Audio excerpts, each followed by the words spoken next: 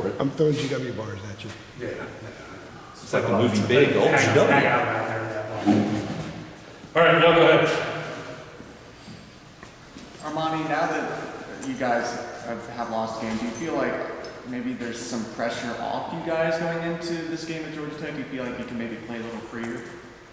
I feel like the pressure's still on.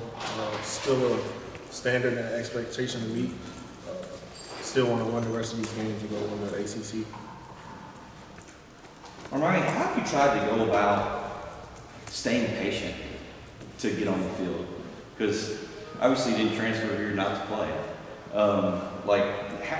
What's that process been like for you? Has it been difficult? I mean, you're an older guy that has played a lot of games. You know, just what has that whole dynamic been like for you? Basically just, staying in it, not losing focus. Overall, just keep making plays in practice so the coaches keep you involved. And, that's really what kept me in it, just making plays in practice and showing them that I could be out there on the field and gain their trust. So just staying patient, basically. That's probably not the most easy thing to do, is it? Like, is that a difficult thing for Oh, an yeah. athlete? It was definitely difficult, some late nights. But I mean, I got over it pretty quickly and just realized like it's bigger than me. It's a long season and my time will come. Gene said yesterday that I had actually asked him a question about you with all of your experience that you have with your comfort in the defense and maybe being here, meshing with that experience, and he thinks that's now happened, and that's one of the reasons why you were on the field a lot the other night and probably will be moving forward. Can you take us through the process of matching your experience that Adam was talking about with being comfortable, not just with what you guys are doing here, but being here? Definitely. It's just a different system, I guess, coming from a VT. So learning his system was, a big challenge and stuff, big pro style defense and stuff like that. So once I got comfortable, it was an easy flowing transition and stuff. And then we sat down and had some conversations. He just told me just get ready because my opportunities were going to come. And, I just ended up making plays. You have made plays. You had a big interception against Minnesota, and then the other night you had two huge plays.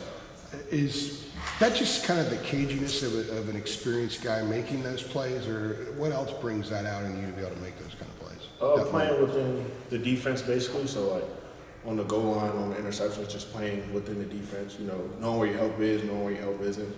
And then actually realizing who your matchup is.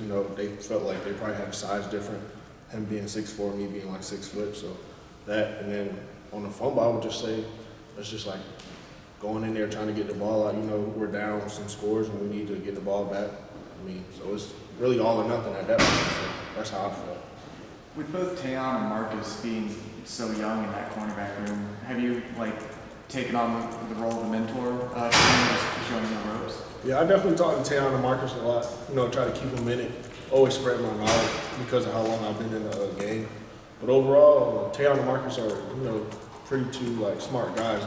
They learn fast, catch on fast. So I feel like me just being there, sometimes I feel like I am Coach Jones, like GA, because I be telling them some stuff. But we're all a tight bonded group and stuff like that. We all get along together. Nobody's ever jealous of one another. But it's a great room to be in, honestly. Do they remind you of a younger you at all sometimes? Yeah, definitely Marcus. Marcus picks up on everything pretty fast. So I tell him all the time, bro, as long as you take this knowledge from this program and carry it on, you'll be pretty good.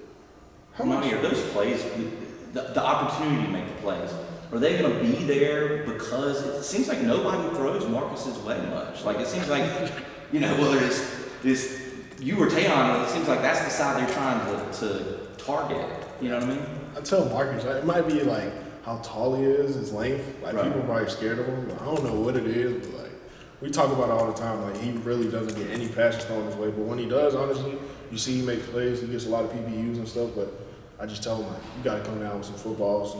Coming towards the end of the season, if you want to make all ACC, all American, or something like that, we got to get some interceptions. Right. Yeah. Got to put up some numbers. Definitely.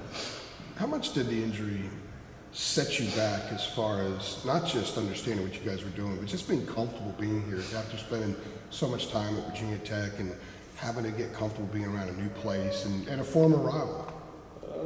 I'll say it didn't set me back too much. It was just the simple fact of learning something on a playbook and then actually going out there and doing it is two different things. So, you know, you learn it, obviously you see it, and then you have to go do a lot of things a lot of times to master your craft. So I feel like that was my biggest setback because I would get out there, I would know the coverage, this, and that, but then I would have to realize in my head, like, I do have a post safety, I do have to fit this gap, that gap. It's not just always X's and O's because it moves at a different speed out there. So, you know, I feel like that was my biggest problem, just going out there having those live reps. But I feel like I wasn't set back that much besides just the competing aspect of, you know, not getting reps during the spring. I would imagine being as experienced as you are kind of helped you in that process. Oh, yeah, it It was definitely a quick helped me process for you. understand it, yeah, and then having some extra meeting time with Coach Chiswick and Coach Jones. Coach Chisholm and Coach Jones, they've talked a lot about cross-training with the guys in the DB room because there have been some injuries there. So have you trained some at Star just in case something happens to Elijah? Yeah, I've played star. Yeah, I'd probably say I can play almost every position on that defense by now, besides like D-line. I pretty much know a lot of it ever since like the beginning of like camp. I really sat in that hotel and just looked over playbook a lot of times, watched film from last season and stuff like that. So I feel like I'm pretty comfortable. Like I could go play star. No D-line though, right? No D-line. No poor technique for you? Take us through step by step of the play to get the ball out from Hollins. Because like you said, it was sort of a do or die moment. And it looked like you intentionally did that. It wasn't like you were trying to whiff on the tackle. It looked like you're trying to get in there and rake the ball out of there. So, I mean, like, can you just sort of give us a step-by-step of, like, what you're seeing and thinking and what's happening? Yeah, I just had to realize that I had to fit a gap, but my gap ended up getting taken. So once I realized that, it was just like something. I just had to go make a play. So I realized that he had the ball on my left side, so I just stuck my hand out there, obviously. And I honestly didn't think I got it out at first because I got up and I smacked the ground, and I just heard everybody yelling. I was like, oh, I got it out. But overall, it was just like you look up at the scoreboard, you need to play. Somebody has to make it. You know, that's what we're talking about the whole drive. Somebody go make a play, somebody go make a play, Yeah. and it just happened to be me. When you say your gap, someone already had your gap responsibility, or does that free you up to sort of do whatever you want to in it? Like, you're like, all right, I can. Yeah, you just do whatever you Sort of want. improvise. Free to trigger. Just basically like just go play, man. You know, just a physical game. But obviously next time, I do want to just make a tackle, but tackle like a form tackle instead of just like leaving it out there for Right. a question. Right.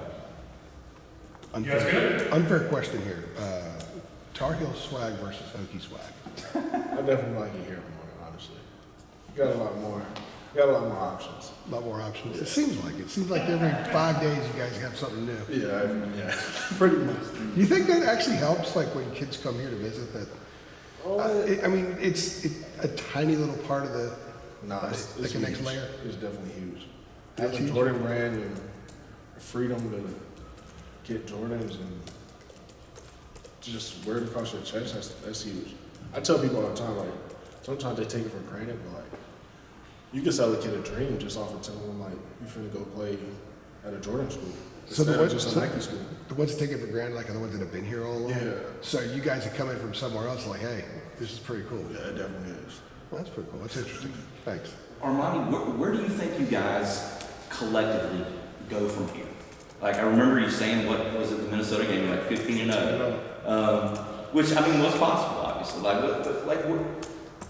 In this moment, having suffered the loss that it was unexpected or whatever, and I guess having to sort of, I don't know, recalibrate some of what your goals are, or maybe you don't as a team. Like, where do you think you all go from here? You know, it was a tough loss, but obviously, you know, you just reset. You know, you realize that you can't slip up again. You know, you got to come and play every week. Anybody out here in this country can get beat. So, you know, obviously, you know, never want to tread lightly with any opponent. You know, and when you get the opportunity to finish a game, you got to go finish the game. So, I feel like overall, we still have the same goal. It's just obviously not 15-0 now, but you know, still to go win. There's still plenty of opportunity out there, though. Nothing is out of reach still. We still have plenty of things we could do. Has the intensity in practice changed since that game at all? I would say a lot of guys are, you know, a lot more focused, a lot more vocal.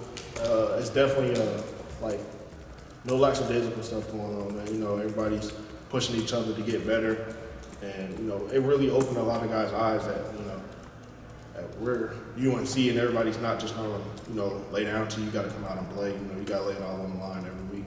What's the challenge in Haynes King?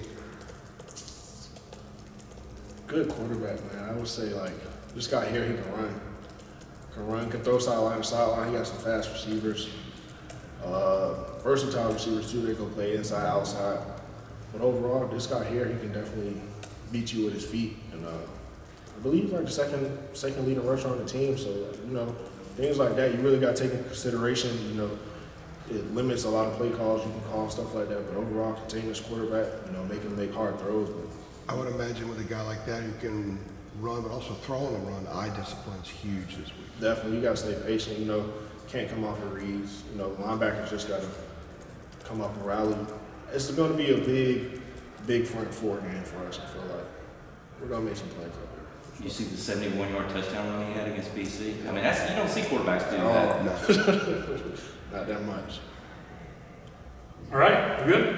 Great stuff. Thank you Thanks, so much. everyone.